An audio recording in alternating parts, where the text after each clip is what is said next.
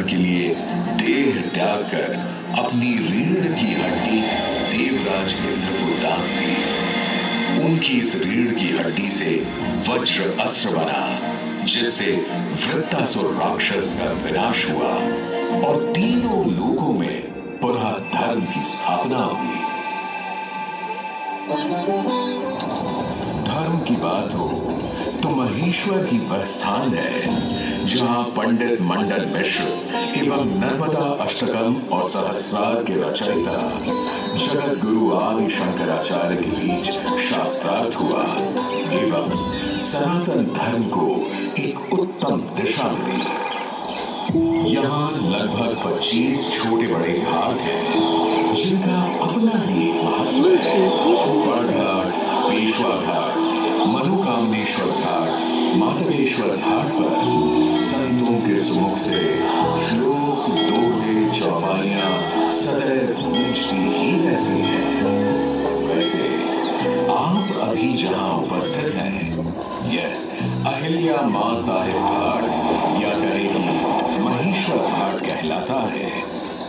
इसी घाट की सीढ़ियों से ऊपर जाए तो पुण्य श्लोक देवी अहिल्याबाई होलकर को श्रद्धांजलि अर्पित करती अहिलेश्वर छतरी है। इसी के सामने मल्हार राव द्वितीय के छोटे भाई को समर्पित विठोजी राव छतरी भी विद्यमान है। इसके अलावा महेश्वर में मां विंध्यवासिनी भवानी देवी का मंदिर भी स्थित है, जिसे मत्स्य पुराण के 13वें अध्याय में देवी भगवती के 108 सिद्ध पीठों में स्वाहा पीठ कहा गया है। इसके अलावा यहाँ 100 से भी अधिक मंदिर विद्यमान है जो महेश्वर की समृद्ध संस्कृति का प्रमाण प्रस्तुत करते हैं।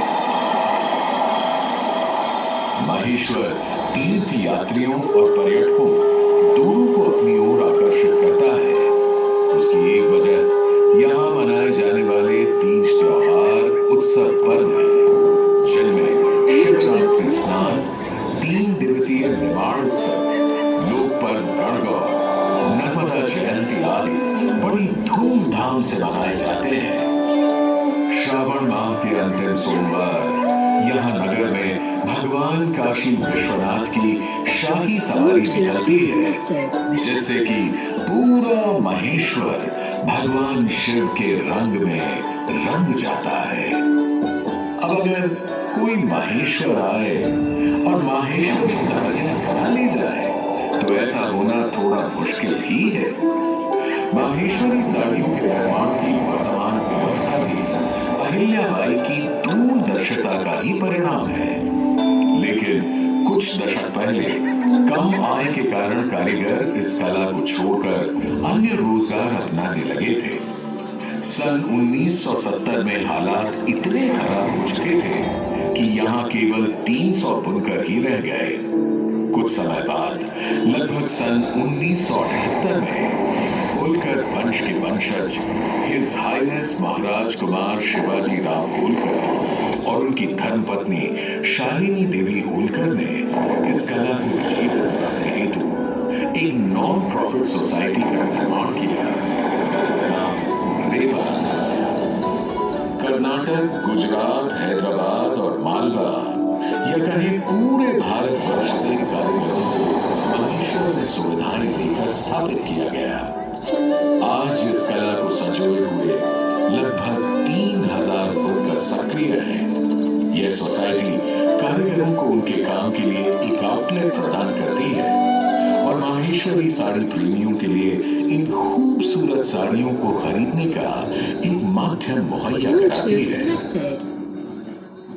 नर्मदा अर्थात ना मरने वाली, चट्टानों का सीना चीरकर पहाड़ों से संघर्ष करते हुए अमरकंटक से खंबात की खाड़ी तक की लंबी यात्रा कर मां नर्मदा करोड़ों लोगों के जीवन यापन का आधार बनी। उनके संघर्ष से जो रंग उत्पन्न हुआ, उसी कारण मां नर्मदा का नाम रेवा पड़ा।